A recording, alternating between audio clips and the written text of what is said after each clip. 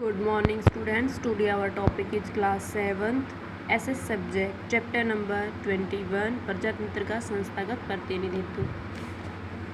इस चैप्टर से रिलेटेड मैं आपको इसमें कुछ टॉपिक करा चुकी थी, तो इसका लास्ट एक ही टॉपिक लेफ्ट है। तो इससे पहले मैं क्या क्या टॉपिक करा चुकी हूँ। मतदान करने का अधिकार, सर्वव्यापक व मताधिकार, सर्व होता सभी को, व्यापक होता बड़े रूप से, व्यक्त होता है जो कि युवा पीढ़ी होती है, और मत अधिकार होता है मत डालने का अधिकार।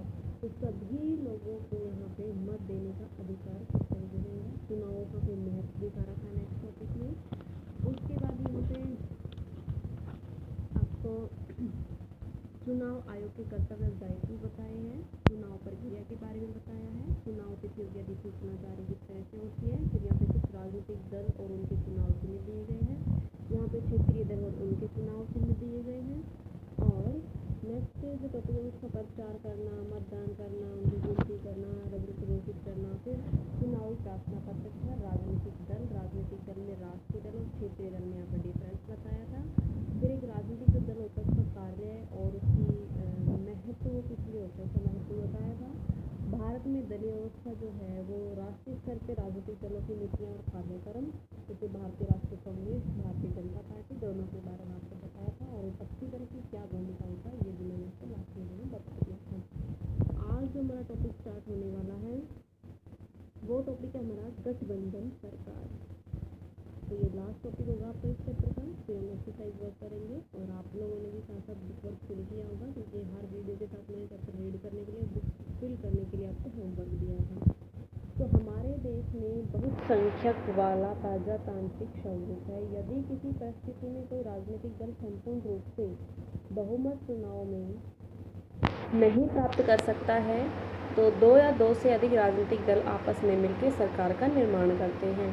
इसीलिए वे अपना एक नेता चुनते हैं, उसको ही राष्ट्रपति के द्वारा देश का प्रधानमंत्री पद स्वीकारने के लिए बुलाया जाता है और उसको सरकार बनाने की स्वीकृति दी जाती है। इसके बाद राजनीतिक दल जो होते हैं वो आपस में एक सामान्य न्यूनतम कार्यक्रम का नियोजन करते हैं, उसके आधार पर ही सरकार को चलाते हैं।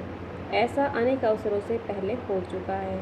सन 1977 में भारतीय जनता पार्टी ने मोरारजी देसाई के नेतृत्व में एक संगठन सरकार का गठन किया था।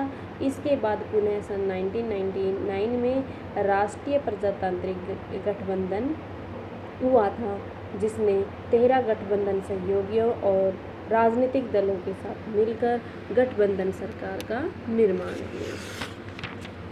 नेक्स्ट इसी में हमारा आगे दिखा रखा है नेक्स्ट पेज पर, पेज नंबर 128 पर प्राय ही क्षेत्रीय राजनीतिक दल ऐसे गठबंधन सरकार की भूमिका निभाते हैं। वे अवसर को अपने राज्य के लिए और अपने लिए भी केंद्रीय मंत्रिमंडल में और अधिक सुविधाएं जुटाने का प्रयोग करते हैं।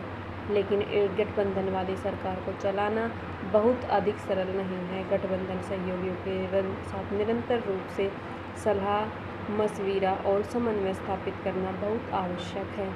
बहुत से अवसरों पर एक गठबंधन वाली सरकार अस्थिर हो जाती है, लेकिन कहना होगा कि गठबंधन वाली सरकारें एक से अधिक प्रजातांत्रिक होती हैं, क्योंकि वे केवल आपसी सहमति, सहयोग और प्रोत्साहन व समझौते वाली भावना पर ही जीवित और स्थायित होती है।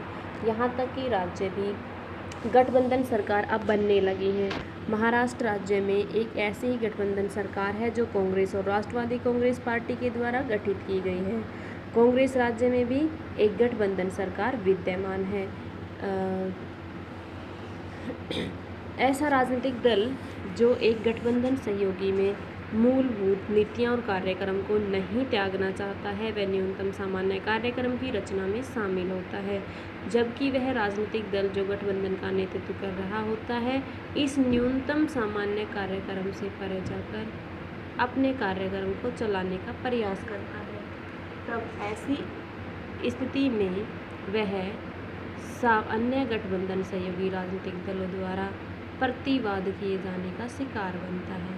उदाहरण के लिए, जब कांग्रेस के नेतृत्व में बनाई गई गठबंधन सरकार में कर्मचारी भविष्य निधि खाते में ब्याज दरों में कटौती करनी चाहिए, तो उसके सहयोगी गठबंधन दल और वाम दलों ने इसका प्रतिवाद किया था। इसके बाद एक की वर्ड्स दे रखे हैं, कुछ इसकी जो इम्पोर्टेंट्स लाइन थी हमारी वो यहाँ पे दे रखी हैं। तो यहाँ पे जो बुक वर्क होगा वो आपको मैच करना होगा। फर्स्ट क्वेश्चन होगा हमारा, मुख्य चुनाव आयुक्त राष्ट्रपति द्वारा नियुक्त किया जाता है। भारत में आम चुनाव प्रत्येक 5 वर्ष के उपरांत आयोजित किए जाते हैं। गठबंधन सरकार जिसका गठन सन 1977 में हुआ, उसका नाम था जनता पार्टी, क्योंकि 1999 में हुआ था वो राष्ट्रीय प्रजातांत्रिक था, और जो 1977 में हुआ था वो जनता पार्टी था। नेक्स्ट क्वेश्चन होगा हमारा, सन 1999 में राष्ट्रीय प्रजातांत्रिक गठबंधन द्वारा गठबंधन सरकार में 13 गठबंधन सहयोगी थे। नेक्स्ट क्वेश्चन, एक राजनीतिक दल का चुनावी घोषणा पत्र में दल का चुनावी चिन्ह होता है। भारत में चुनाव आयोग की अध्यक्षता मुख्य चुनाव आयुक्त द्वारा की जाती है। नेक्स्ट, राजनीतिक दल सरकार और जनता के मध्य एक संपर्क सूत्र का कार्य करते हैं। नेक्स्ट है, 1999 में राष्ट्रीय प्रजातांत्रिक गठबंधन हुआ। फ्लिप्स आपके दे रखे हैं। तेलुगु देशम पार्टी का चुनाव चिन्ह क्या है? साइकिल है। राजनीतिक दलों की सरकार में एक प्रमुख भूमिका होती है। राजनीतिक दलों के शासन चलाने में एक प्रमुख भूमिका होती है। भारत में आम चुनाव प्रत्येक 5 वर्ष के बाद आयोजित किए जाते हैं। चुनाव तिथियों की घोषणा चुनाव आयोग द्वारा की जाती है। चुनाव आयोग उम्मीद के प्रपत्रों की गहनता से जांच करता है। एक प्रजातंत्र में चुनाव का होना बहुत महत्वपूर्ण कार्य है। Match the following. भारतीय राष्ट्रीय कांग्रेस का चुनाव चिन्ह हाथ है। कम्युनिस्ट पार्टी ऑफ इंडिया का चुनाव चिन्ह मक्का का पौधा व हंसिया है। श्रोमणी अकाली दल का तराजू है। बहुजन समाज पार्टी का हाथी है, और भारतीय जनता पार्टी का कमल का फूल है।